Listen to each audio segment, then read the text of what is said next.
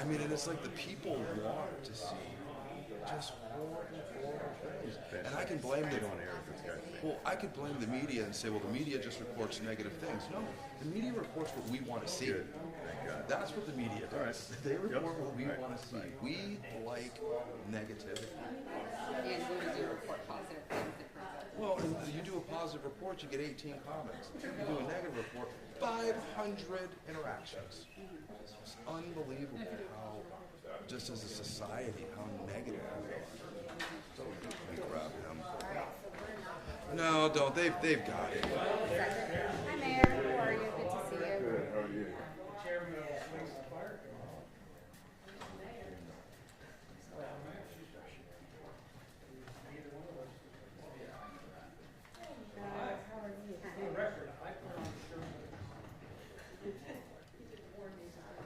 Yeah.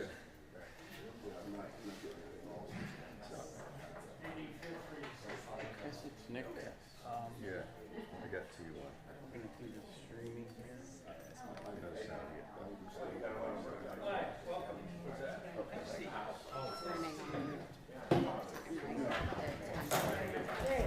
Yeah, more or less. 1 minute. Where is I got 10:54 third.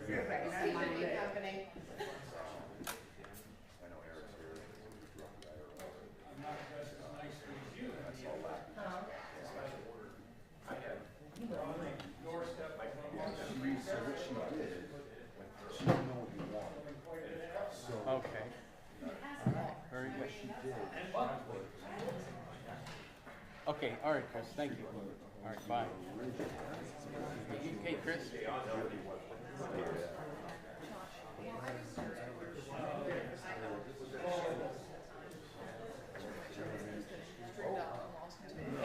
It's Nick again. You know the report is, right? Okay, very good. All right, thanks. All right, bye.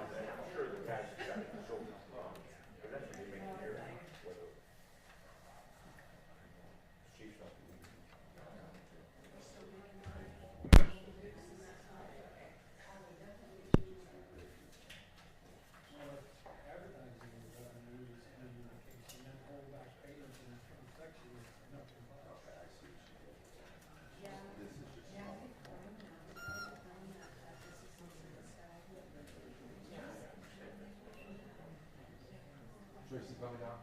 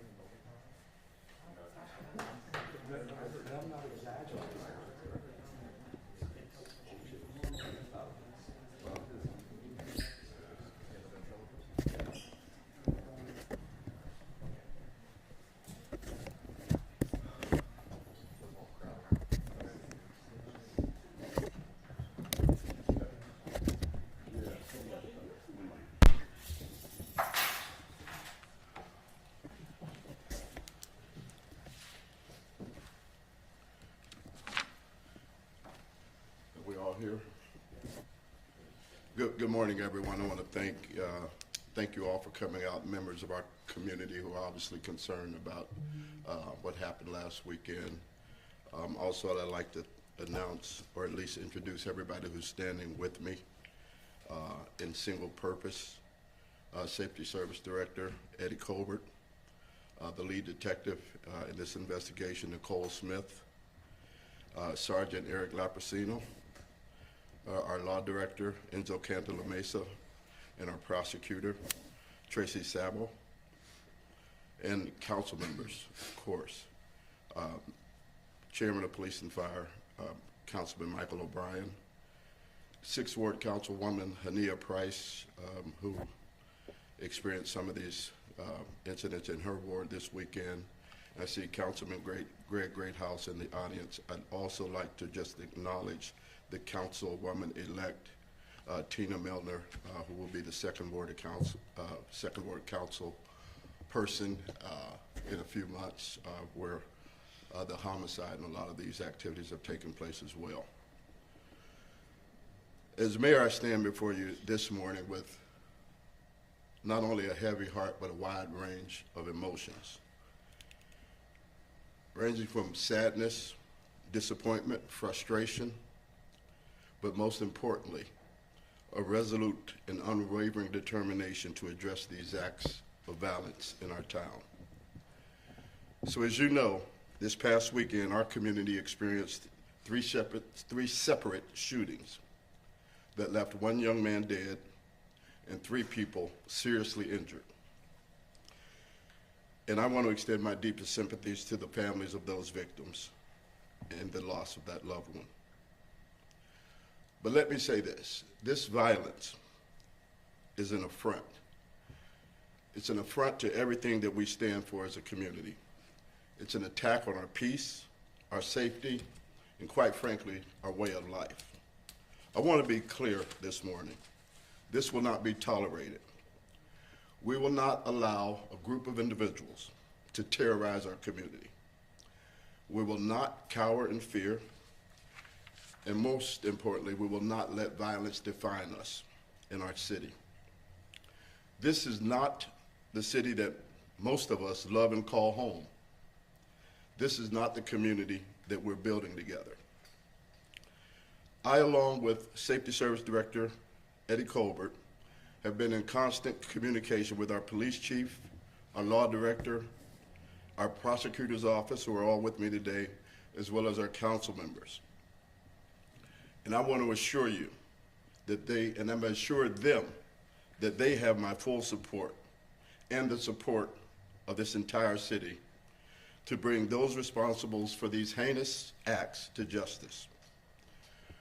We will not rest until every lead is followed, every witness is interviewed, and every perpetrator is held accountable, including, especially, the Elm Road convenience store, which has been a nuisance for a long time. It's time for that to end, and we'll use all the resources at our disposal to shut that place down. And we will also use all of our law enforcement partners in our community, not limited to the FBI, City of Warren Police Department, the County Sheriff's Department, and the State Highway Patrol. But most importantly, let me say this. I'm offering for a plea to our community. That's why I'm so glad to see members of our community in the audience today. This is a community problem, and it requires a community solution. So I'm asking, as mayor, for your help. But first, I ask for calm. I know that emotions are running high and fear is a powerful force. But now is not the time for anger and retribution. It's a time for unity. I'm asking you and pleading to you that we must come together, neighbor to neighbor, street by street, and say enough is enough. But also, more importantly, we must continue to reach out to our young people and try to show them a different path. a path of hope and opportunity that I believe is available to anybody who wants it. A path that does not include despair and violence. We must show them a life where they don't have to experience anymore the high cost of low living.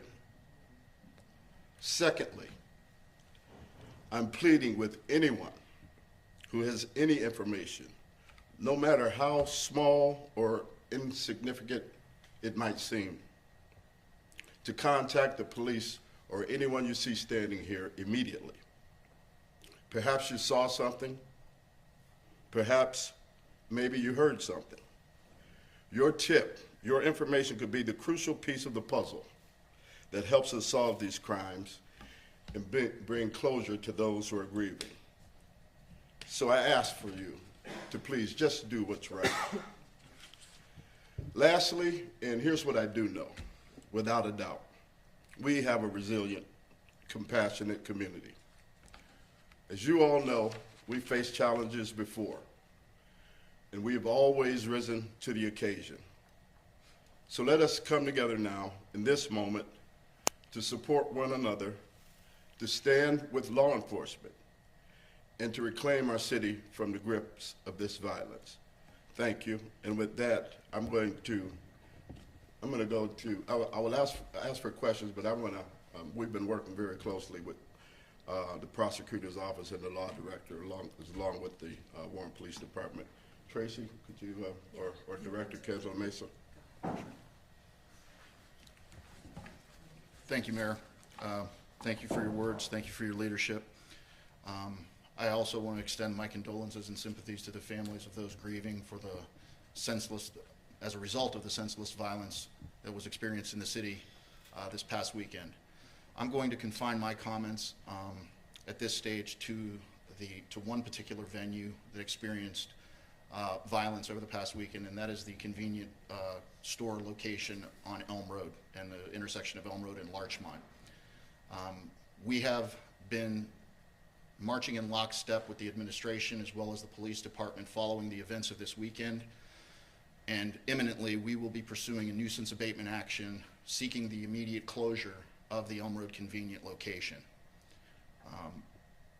It is nothing short of appalling, the evidence that has been recovered and provided to date, demonstrating the arrogance and flippancy being adopted and used by this one business in the city. We've had instances there in the past, and at every opportunity we've made every effort to try and work with the owners and the management historically toward curbing activity that gave concern and compromised the safety of the neighborhood. At every opportunity in the past when we've met with management and ownership, we've made our expectations clear. There was no misunderstanding as to what we saw as the problems and what we saw as the solutions going forward. Despite numerous representations, we still find ourselves here today with no other recourse or avenue available other than to pursue the most aggressive possible remedy available at law. And that is why I've tasked my office and my chief prosecutor, Tracy Sabo, with preparing the necessary filings to be filed in common pleas court, petitioning the court to declare the location a nuisance, and asking for its immediate closure.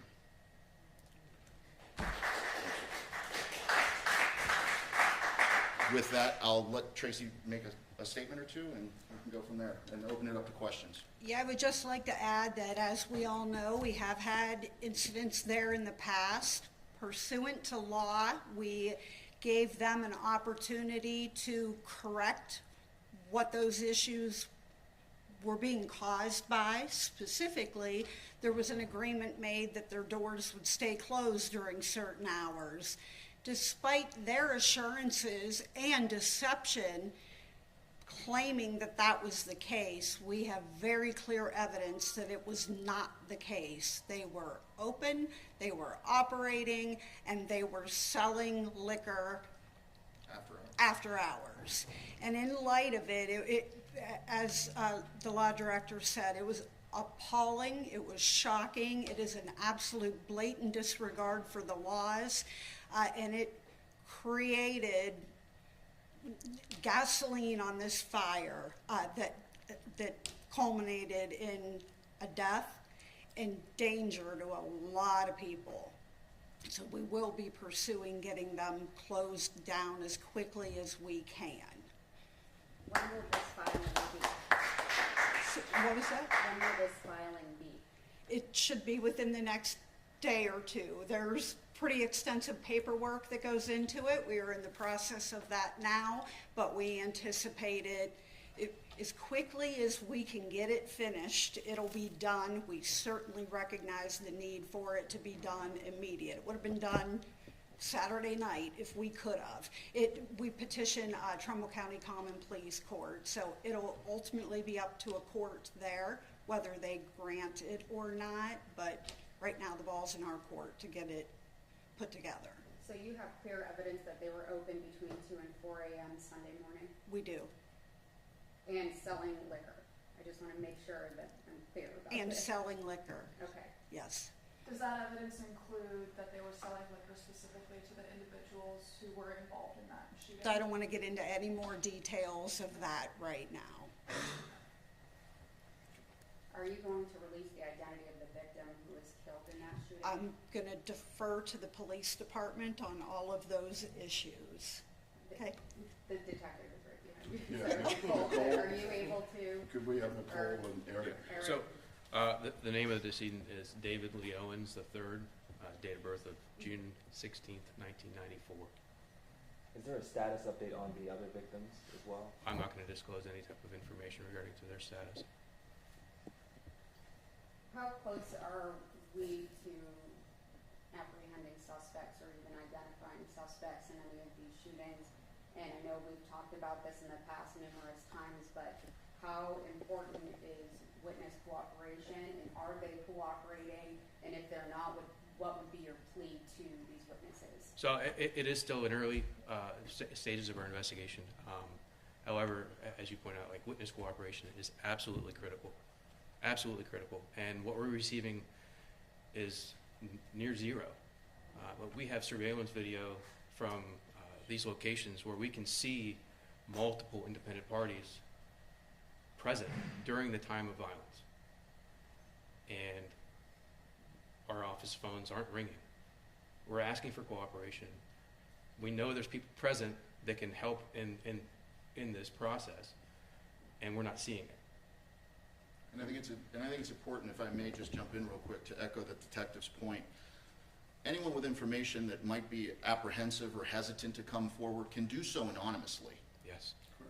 Your identity will not be compromised in the process. It's just a matter of communicating the information if you have any. And if you do, and this is, without sounding too heavy-handed, but it's a serious matter.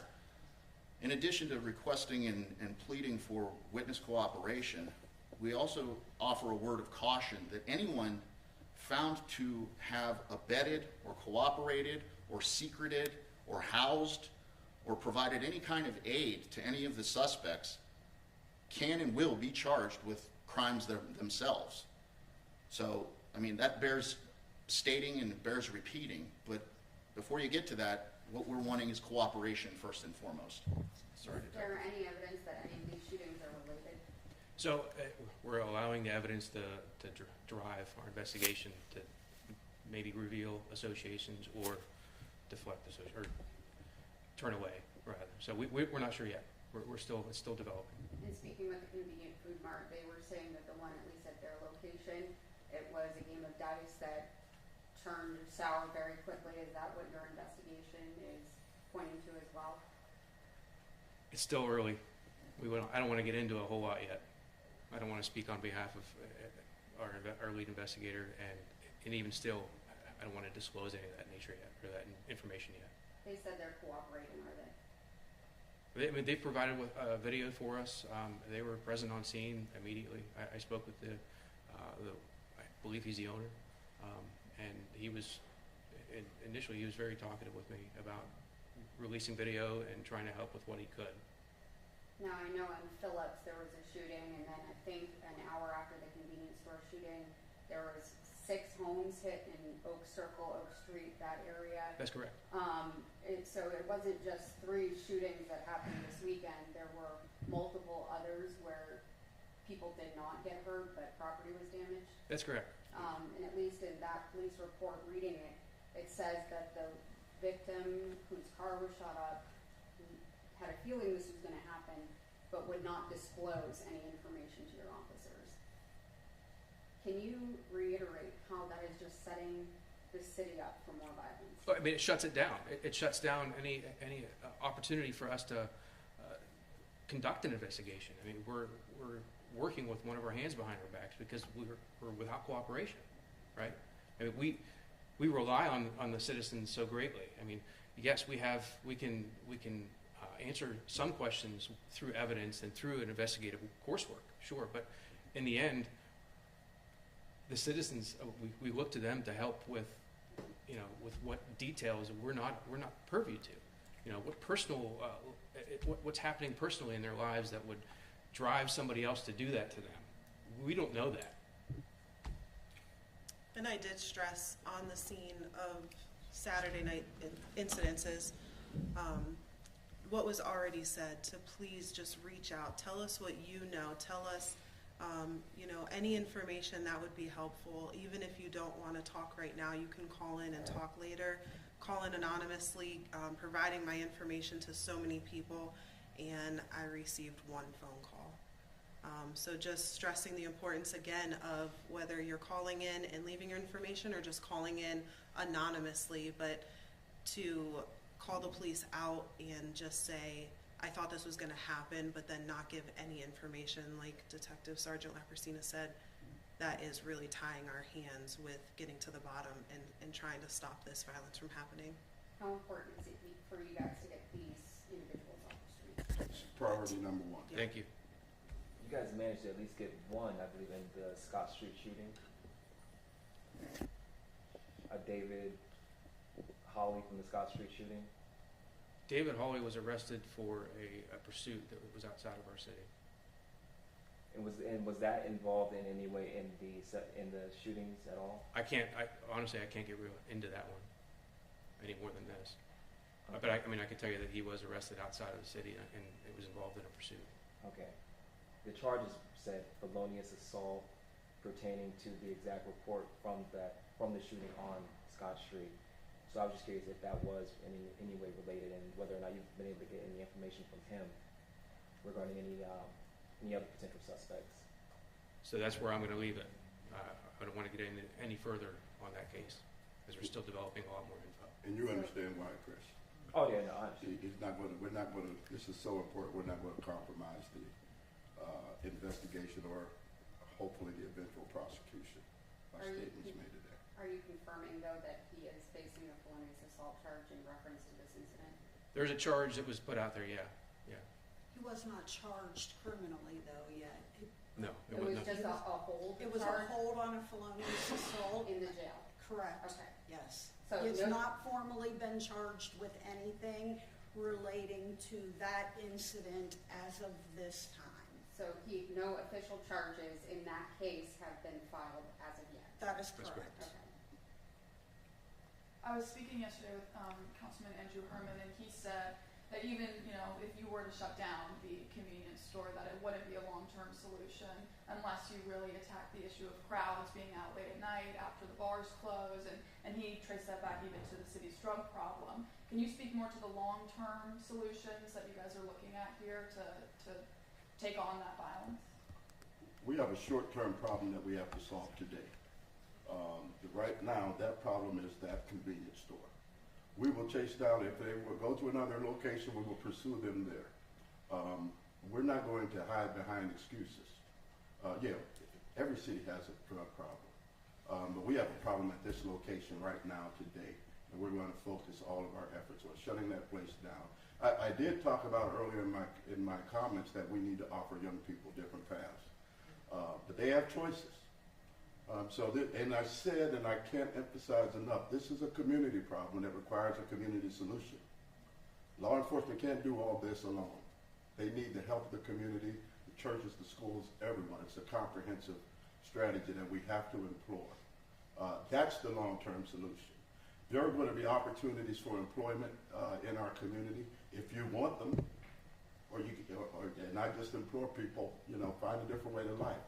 It's here. Opportunity is here. You just have to make the choice.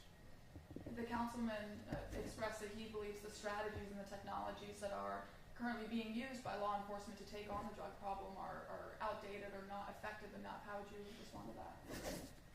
Listen, I'm responsible for our investigators. That's a division level and the chief level question to be asked. They're the ones that are responsible for assessing any type of violence to be curbed. When you say young people, do we believe these individuals are juveniles or just young adults? Young adults. But understand, they teach people younger than them their behavior. Everyone has families. There's connections here. That's my concern. What are you seeing? What are you learning from your big brother, your big sister, your aunt and uncle if they're engaged in these activities? That's my plea, is to turn this around, try to find a new, and I know it sounds idealistic, but someone has to say it. Someone has to say it. We need the help of the entire community. That's a systemic societal problem that's been going on. I'm just asking for those leaders in my community, in our community, to step up and take their part in being part of the solution. Off the top of your head, do you happen to know how many homicides have happened so far this year? No. Okay. I've had a long weekend. And one of the managers at the convenience store I spoke with yesterday, she was talking about how her employee who was working at the time, she said that employee had called 911 at least once, so she said multiple times. And I saw a screenshot of 911 calling back 2 minutes later saying, you had never been connected with an agent, do you still need help? This person said that the phone was ringing and just never connecting. Have you guys seen in the city with your first responders, emergency responders, that there have been issues with delays in response to violent issues? The response time to this case, to this incident, I mean, this was incredible. Yeah. Hands down, incredible. Between the deputies showing up and our own guys showing up, they did a great job. I don't want to hear anything about response time, especially to that place. Our guys were right there. With respect to, have you seen 911 dispatchers, that the delay in being connected to a dispatcher, not necessarily the delay from the dispatcher communicating with first responders, have you noticed that is a pattern that has happened in the city, that at the county level with that dispatch center, that is creating delays for you at all? I'm not aware of anything. I can't speak of anything to their nature, but I'm not aware of anything. I wanted to go back to, she had mentioned, you guys had mentioned shutting down problem areas like the convenient mart. You had Park Place that shut down. I know that there was a time where Sunoco up on West Market was a big issue, a lot of people going there. So is shutting down the businesses the solution when you keep seeing people kind of migrate from this location to the next location? How do you balance that? It's not a new problem, and it's not the final solution, but it is the immediate solution, assuming the court grants the petition for the abatement. You have an immediate problem of a nuisance location. As a city, we're asking for the court's assistance in remedying that now, immediately. If they do that, the law is very specific in how long that particular business or that particular location is going to stay closed without, of course, further court intervention. That is typically no longer than a year. And to your point, Chris, that sometimes it migrates from place to place. Sometimes you are playing whack-a-mole, but we'll whack every mole.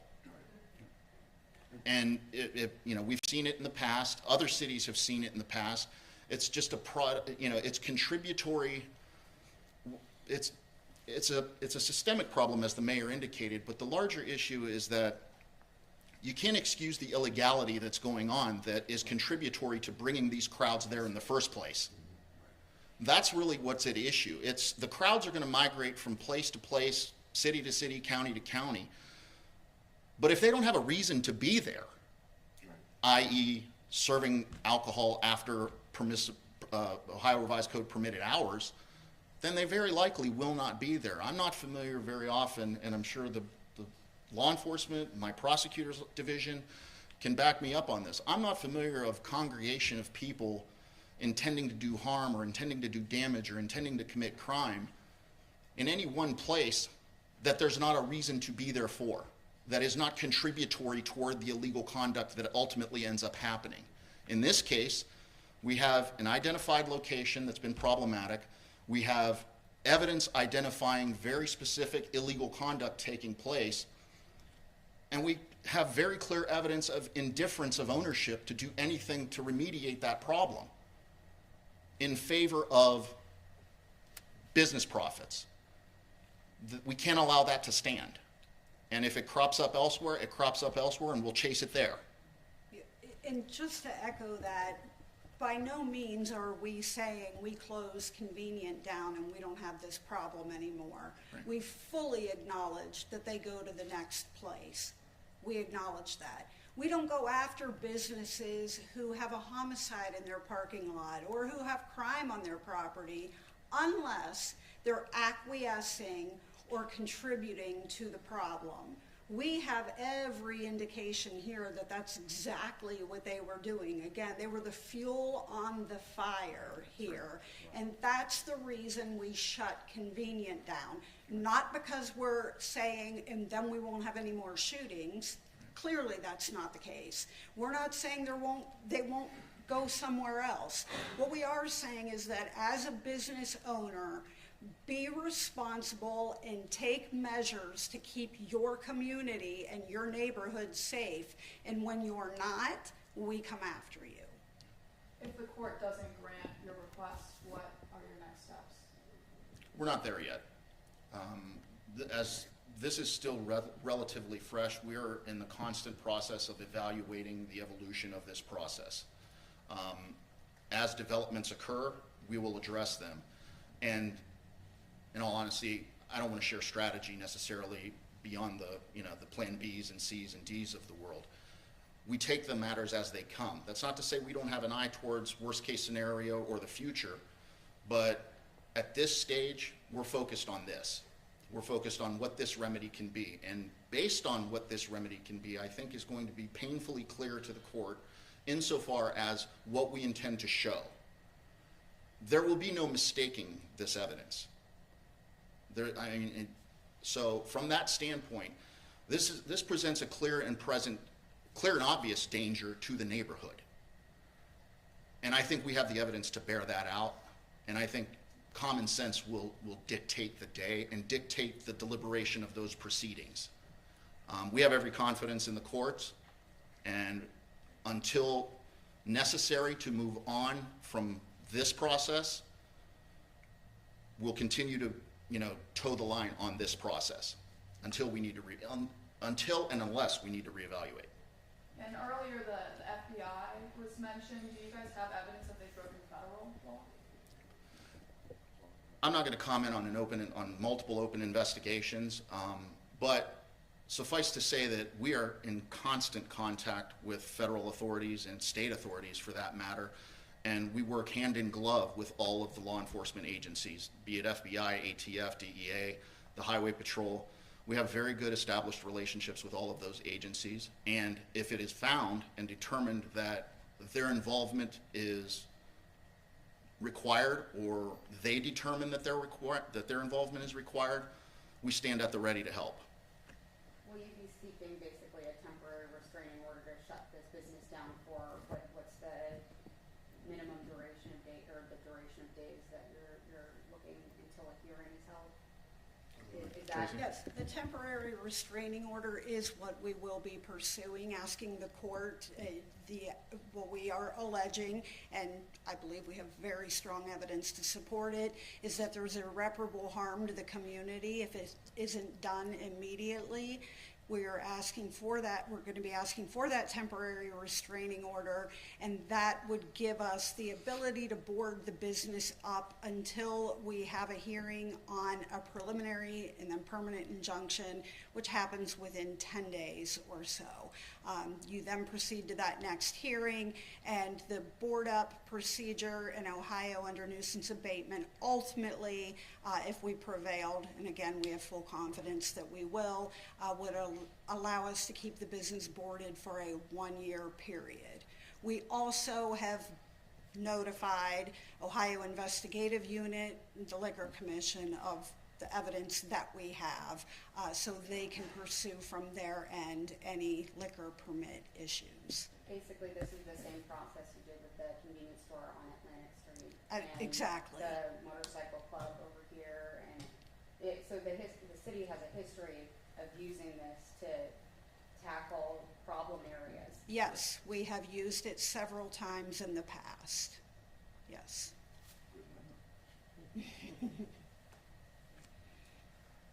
Thank you. Any more questions?